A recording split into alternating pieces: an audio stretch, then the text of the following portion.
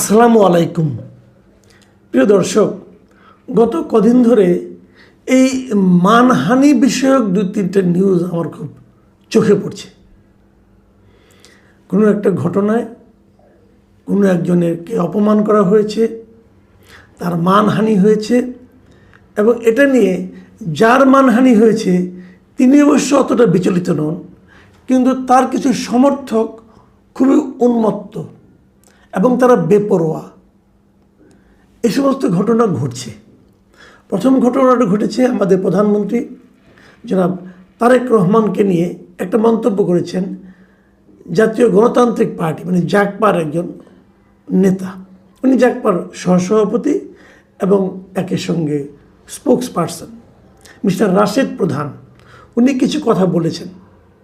এই বলার কারণে বিএনপির কর্মী সমর্থক ছাত্রদল অথবা যুবদল এই ধরনের যারা আছেন তারা খুবই দুঃখিত হয়েছেন এবং তারা মনে করেছেন তাদের নেতার মানহানি করা হয়েছে, নেতাকে অপমান করা হয়েছে। অতএব এর চিকিৎসা কি? এর চিকিৎসা হলো যে রাশেদ প্রধানের বাড়ি ভাঙচুর করা, রাশেদ প্রধানের যে অফিস পঞ্চগড়ের সে অফিস ভাঙচুর করা, তার বিরুদ্ধে মিছিল করা এবং তাকে পঞ্চগড়ে অবাঞ্ছিত ঘোষণা করা। এই যে কাজগুলো তারা করেছেন এর কোনোটাই কিন্তু আইনের মধ্যে পড়ে না, কিন্তু তারা এটা করেছেন এবং প্রকাশ্যেই করেছেন। তাহলে আপনি ওনার অফিস ভাঙচুর কেন? আপনি স্লোগান দিতে পারেন, আপনি মিটিং করতে পারেন, এটা নিয়ে আপনার প্রতিবাদ করতে পারেন, কোনো সমস্যা নেই, কিন্তু ওর অফিস ভাঙলেন কেন? এটা জিজ্ঞাসা করাতে যারা এই কাজটা করেছেন পঞ্চগড় জেলা যুবদল এবং যুবদলের যে সাধারণ সম্পাদক তিনি বলেছেন যে আমরা মিছিল আর মিটিং করেছি এবং তাকে অবাঞ্ছিত ঘোষণা করেছি, কিন্তু জাগপার অফিসে ভাঙচুর করেছে বিক্ষুব্ধ জনতা, আমরা না, ওটার সঙ্গে আমাদের কোনো সম্পর্ক নেই। তো এই বিক্ষুব্ধ জনতারা কারা? যদি আপনি ভিডিও ফুটেজ দেখবেন, যদি দেখবেন যে বিক্ষুব্ধ জনতা এবং তাদের নেতাকর্মী এদের মধ্যে বেসিক্যালি খুব একটা পার্থক্য নেই। তো এই কাজ তারা করেছেন। আবার এর একদিন পরে দেখলাম যে এটা নিয়ে ওই রাশেদ প্রধান উনি আবার একটা প্রেস কনফারেন্স করেছেন, করে উনি আবার ব্যাখ্যা করেছেন যে উনি কী শব্দটা ব্যবহার করেছেন। উনি কুলাঙ্গার শব্দটা ব্যবহার করেছেন। এই কুলাঙ্গারের উনি একটা ব্যাখ্যা দিয়েছেন, কুলাঙ্গার বলতে কি বোঝায় না বোঝায় নানা কিছু। তো এই বিষয়টা নিয়ে মানে এত হইচইয়ের কি দরকার ছিল? আমি এই কথাটাই বলতে যাচ্ছি। দেখুন, রাশেদ প্রধানের এই বক্তব্যটা আমি শুনেছি, ভিডিও তো পাওয়া যায়, আজকাল সবই পাওয়া যায়, এবং বক্তব্যটা আমার পছন্দ হয় নাই।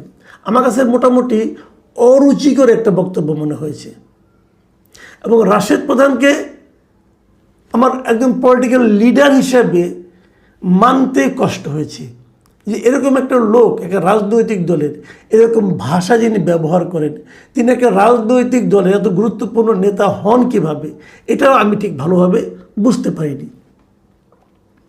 তারপরে ওনার যে ব্যক্তিগত শিক্ষা, যে রুচি, তার মাধ্যমে তিনি কথা বলবেন।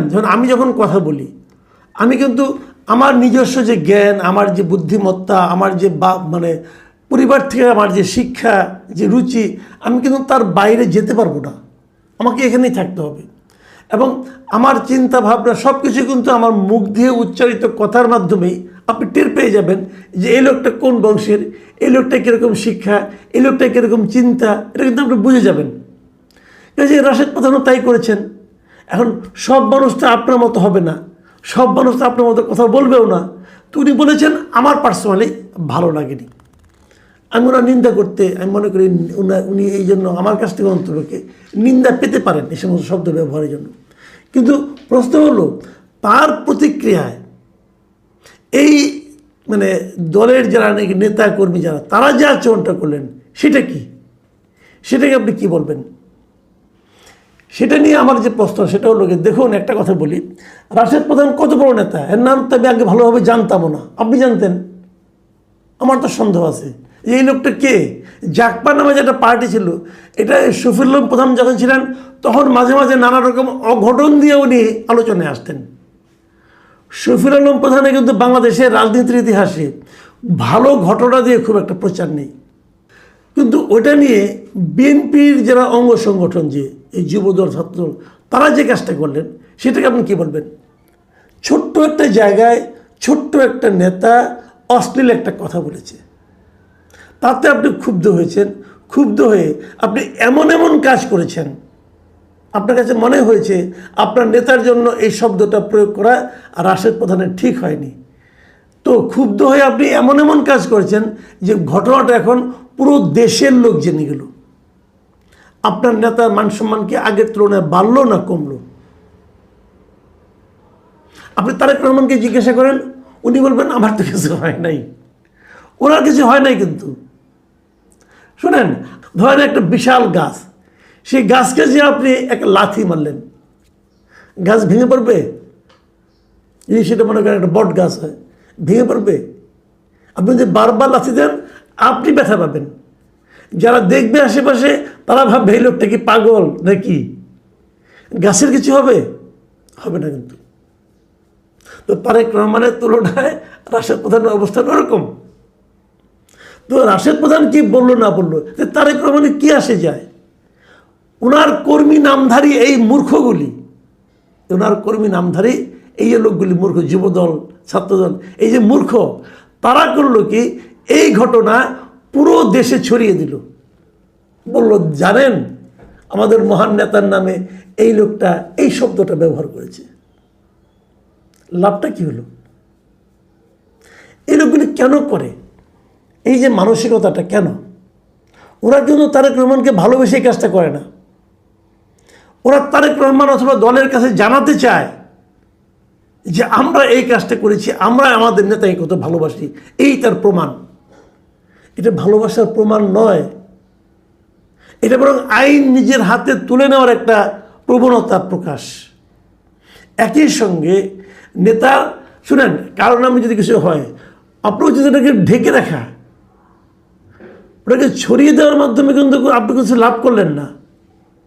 আপনার বরং তারেক রহমানের মানসিকতাটা একবার বোঝার চেষ্টা করেন। একটা ঘটনার কথা বলি। অনেক আগে 2009 সালে, মানে 2008-এর যে নির্বাচন হয়েছিল, সেই নির্বাচনে বিএনপির পরাজয়ের পরপরই যখন আওয়ামী লীগ ক্ষমতায় এলো, তখন বিএনপির একটা জাতীয় কাউন্সিল হয়েছিল। সেই কাউন্সিলে তারেক রহমানকে সিনিয়র ভাইস চেয়ারম্যান পদে মানে নির্বাচিত করা হয়। এবং সবাই জানেন যে চেয়ারপারসন ছিলেন খালেদা জিয়া। ওনার কারণে ওনার পুত্রের এই বড় পদ পাওয়া, মানে উনি দ্বিতীয় মানে প্রধান ব্যক্তিতে রূপান্তরিত হলেন। এবং ওই সময়ে মেহেদী আকরম একদম আমাদের কার্টুনিস্ট আছেন, উনি একটা ব্যঙ্গচিত্র আঁকেন তারেক রহমানকে নিয়ে। এবং সেই চিত্রটা আপনারা দেখেছেন, আমিও দেখেছি একবার, আবার দেখুন আরেকবার, যে এখানে বেগম খালেদা জিয়া উনি তারেক রহমানের মাথায় একটা মুকুট পরিয়ে দিচ্ছেন। এই যে কার্টুনটা, এই কার্টুনটা দেখলে আপনাদের কাছে কেমন মনে হয়? এখানে কি তারেক রহমানের চেহারা ঠিকমতো আঁকা হয়েছে? এখানে কি খালেদা জিয়ার চেহারা ঠিকমতো আঁকা হয়েছে? বলুন, হয়নি তো। এখন আপনি যদি বলেন যে খালেদা জিয়ার চেহারা এরকম বিকৃত করে আঁকা হলো কেন, অতএব মেয়েদের হকরা মারো, বলতে পারেন, এই সমস্ত লোকরা বলতেও পারে। কিন্তু তারেক রহমান কী করলেন? এত বছর পরে সেই কার্টুনটা উনি ওনার নিজের ফেসবুকে এই গত বছরের মে মাসে উনি কিন্তু শেয়ার করেছেন। এবং শেয়ার করে উনি বলেছেন যে এই যে বিষয়গুলো, এই যে সাংবাদিকদের যে মত প্রকাশের স্বাধীনতা, এটা থাকা উচিত। এই ছবিটা নিজে শেয়ার করে এটাকে উনি সাংবাদিকদের মত প্রকাশের একটা নমুনা হিসেবে উপস্থাপিত করেছেন। নিজেকে নিয়ে কার্টুন যদি উপস্থাপন করতে পারেন, সেই নেতার অনুসারী হওয়ার চেষ্টা করেন। সেই নেতার অনুসারীরা কিন্তু মানুষের বাড়িঘর যেয়ে ভাঙবে না। ওই ট্র্যাডিশনাল পলিটিক্স ছেড়ে দেন ভাই।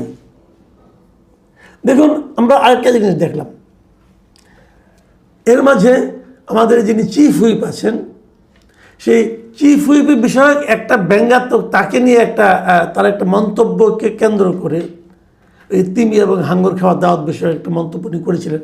সেই মন্তব্যকে তৈরি করে একটা ব্যঙ্গাত্মক কার্টুন শেয়ার করেছিলেন হাসান নাসিম নামের একজন যুবক। এবং এতে ওই চিফ হুইপের একনিষ্ঠ কর্মী পরিচয় দিয়ে মিস্টার নজরুল ইসলাম নামে এক ব্যক্তি, তিনি যে সাইবার সুরক্ষা অধ্যাদেশ, এই অধ্যাদেশের অধীনে ওই হাসান নাসিমের বিরুদ্ধে মামলা করে দেয়। এবং মামলার পর কী হয়েছে, তাকে পুলিশে বীর পুলিশটা বুঝেন না, ক্ষমতাধরের একনিষ্ঠ কর্মী হামলা করছে, তাকে যে ধরে নিয়ে আসছে এবং ধরার পর তাকে আদালতে উপস্থাপন করে তাকে কারাগারেও পাঠিয়ে দেওয়া হয়েছে হাসান নাসিমকে। অপরাধটা কি, সেটা কার্টুন শেয়ার করেছে কেবল সামাজিক মাধ্যমে।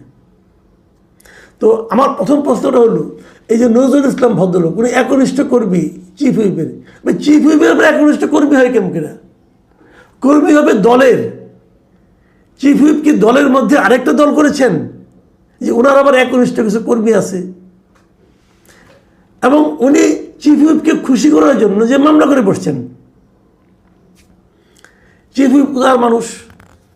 এই প্রসঙ্গটা যখন নাকি জাতীয় সংসদে হাসনাত আবদুল্লাহ তুলেছেন, তখন এই উদার চিফ হুইপ বলেছেন যদি ওনার বিরুদ্ধে অন্য কোনো মামলা না থাকে তাহলে তাকে যেন ছেড়ে দেওয়া হয়। ভাই, গ্রেপ্তার তো আপনার কথা করা হয় নাই, আপনার রিকোয়েস্টে ছেড়েই দিবে কী হবে?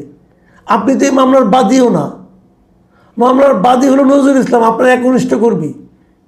আপনি বরং বলতে পারতেন যে ওই একনিষ্ঠ কর্মীকে আমি ডিজোন করছি, এই ধরনের কর্মী আমার দরকার নাই, এটা বলতে পারছেন? বলতে পারেন নাই। আপনি ছেড়ে দেওয়ার কে?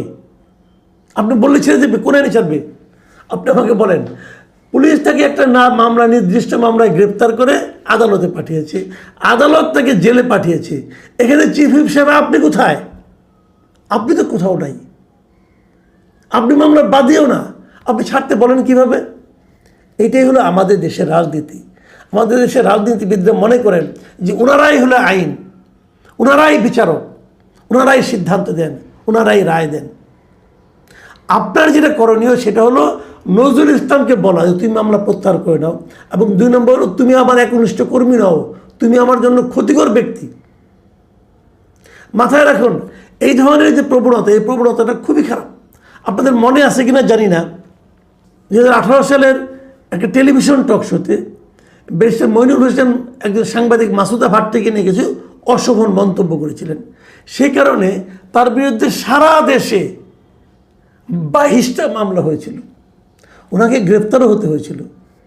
তো যদি মাসুদা ভাট্টির মান সম্মান যে থাকে, তাহলে এই 22টির জন্য মামলা সারা দেশে করতে হবে কেন? যার মান হানি হয়েছে তিনি মামলা করবেন, তার কর্মীদের মামলা করতে হবে কেন? এবং কর্মীদের এরকম মামলা পুলিশই বা গ্রহণ করবে কেন? আদালতই বা কেন জিজ্ঞাসা করবে না? ভাই, মান যার হানি হয়েছে তিনি মামলা করেন, আপনি কে? এই প্রবণতা আমরা সবসময় দেখে এসেছি। প্রধানমন্ত্রীর অনুগত লোকেরা প্রধানমন্ত্রীর মানহানি হয়েছে বলে মামলা করেন। যার মানহানি হলো তিনি মামলা করলেন না, আরেকজন লোক মামলা করলো। তো তার যে মানহানি হয়েছে এটা ওই ভদ্রলোক কী করে বুঝলো? তার সঙ্গে তার দেখা হয়েছিল, সে তাকে বলেছিল ভাই আমার মানহানি হয়েছে, তুমি যে আমার পক্ষে একটা মামলা করে দাও। আমরা এটা কিন্তু হাসিনার আমলে প্রচুর দেখেছি। তো সেই প্রবণতা আমাদের যদি আবারও দেখতে হয়, তাহলে এত রক্তক্ষয়ের মাধ্যমে হাসিনার মতো স্বৈরাচারী শাসককে বিদায় করে আমাদের কী লাভ হলো? আসলে সব কিছুই কি ঘুরে ঘুরে আসে?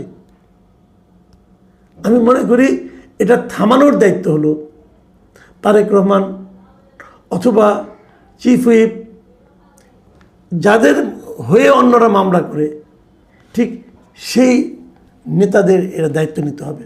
তাদেরকে বলতে হবে ভাই মাপ চাই, তোমরা আমার মানহানির কথা বলে সারা দেশে আমার মানহানির বক্তব্য আরও ছড়িয়ে দিও না। তোমরা আসলে আমাকে ভালোবাসো না, তোমরা নিজেদেরকে ভালোবাসো এবং নিজেদেরকে তোমরা সুবিধা প্রাপ্তির জন্য এগুলি করছো। প্রিয় দর্শক, এখন এ পর্যন্তই। আল্লাহ হাফেজ।